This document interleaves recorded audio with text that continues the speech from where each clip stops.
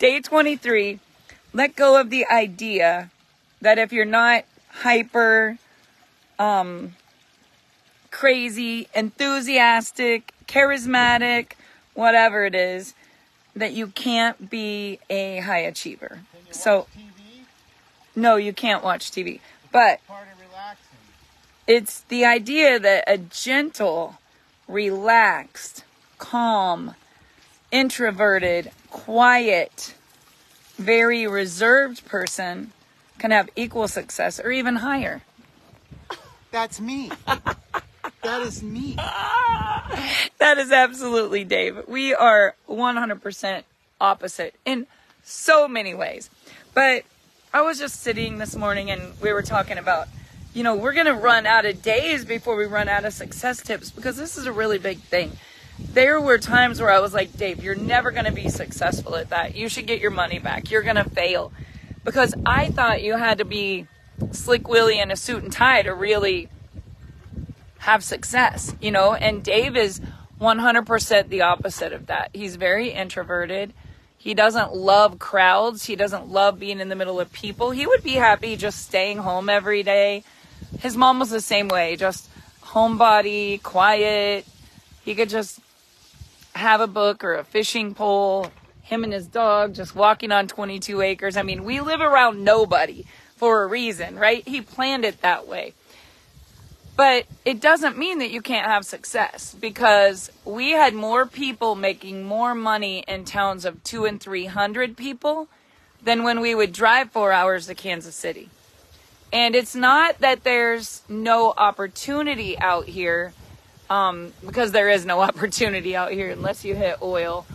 But you have to make your own opportunity based on your being in alignment with what you love.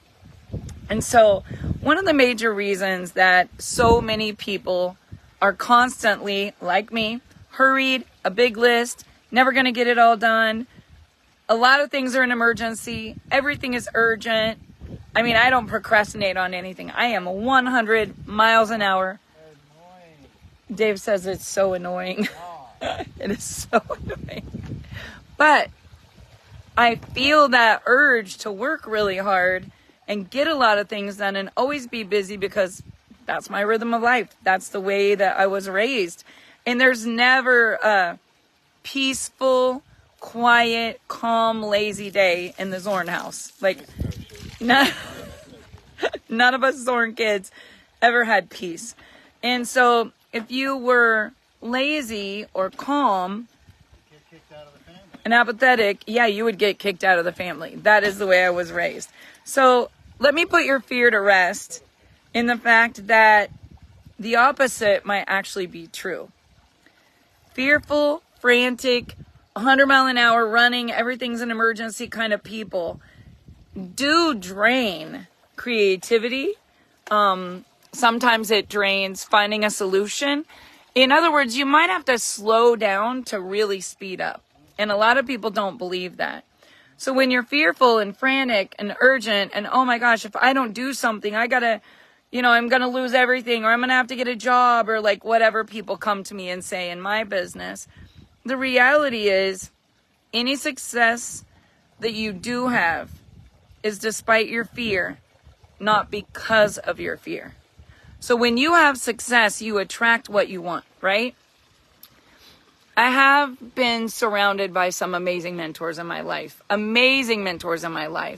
Whether it was a TV personality, whether it was an inventor, a best-selling author, a real estate giant. I mean, one of my close friends who I work with in our nutritional company, she's a healing energy doctor, and she actually is best friends with Elena Cardone. So next week, she's like, come with me to the mastermind, come to the 2-day scaling, afterwards. And I look at her and she's always calm. She says very few words. She's a really good listener. She makes millions of dollars. And she's in the right room. She doesn't do what I do in my business. She's not into real estate. She loves network marketing. She loves our products. But she's very calm, cool, and collected. And I'm very, very extra. Never calm, I'm always cool, but I don't know about collected. So I was going to read you guys a couple of notes. Dave's leaving. It's so hot out here. It is so hot in Kansas. It is literally terrible. Ugh. Who could love summer? I don't think anyone really loves it. They just wish it was here and then they can't wait for it to be gone. But when you think about this, all of the people that I know that are calm, cool, and collected and successful, they're very proficient about what they do, right? So they do a really good job of it. They have people around them that are calm, collected, quiet, if they're not. So the important lesson, I guess, is that in order to have what you want, don't think about the money, don't think about the rank, don't think about the title, don't think about the promotion, don't think about your getting a master's or your education or any of that. Be less distracted about your wants, less distracted about all the things that you think you need, and let's be more concentrated and focused on, if I were going to feel peaceful, if I were going to have the life of my dreams, complete peace of mind, what would that look like? And so many, many years ago, I'll never forget it, Dave and I owned a company, and it was not a good business decision that we made. Let me preface this with that. But in the end, it was everything that we prayed for. I was getting ready to merge a company. We had done millions of sales in just the first 90 days. And we live in a little town. We didn't have the infrastructure here. This is 2007 or 10. It's a long time ago, maybe 15 years ago. The company was exploding. You couldn't find a building here with a ramp. You couldn't find a person here that was good at IT. There wasn't an actual big shipping facility, right? So everything in our town took one day to get to the big city where it would actually ship normal. And I was just trying to make a big decision. We were looking for an infrastructure.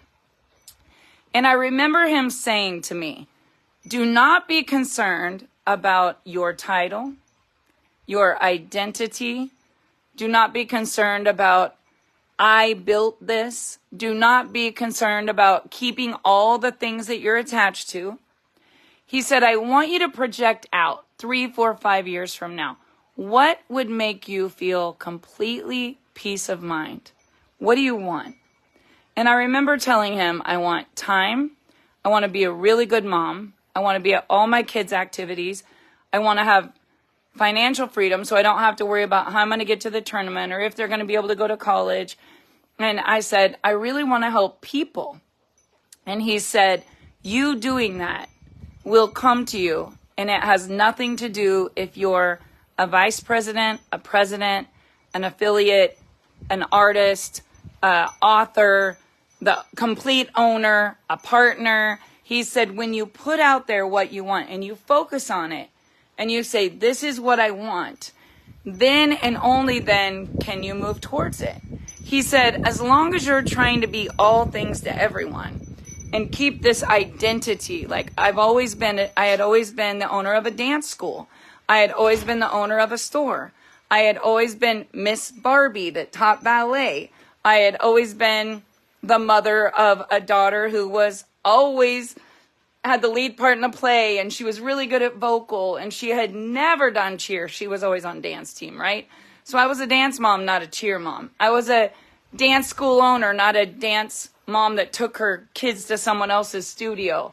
I was the vice president. I was not a distributor of a company that was a top earner. Like, I was an owner, right? So the next thing I knew, my entire life changed. My kids did different sports. My kids went to different schools. I sold the dance schools. I was no longer an owner. Instead, I was a top earner. Everything in my life shifted. And do you know what I got? I got exactly what I wanted. I attracted, by the power of the tongue and my thoughts, exactly what I wanted. And before that, it was like someone on a hamster wheel. Now, that all sounded good. And then it had a really rocky few years and chapters. But it taught me to be the owner and the CEO that I am today, right? Because before, I always thought I had to be the jack of all trades and keep all these things because I had always done this. And then I realized one day I needed to cut the fat. I needed to get completely focused.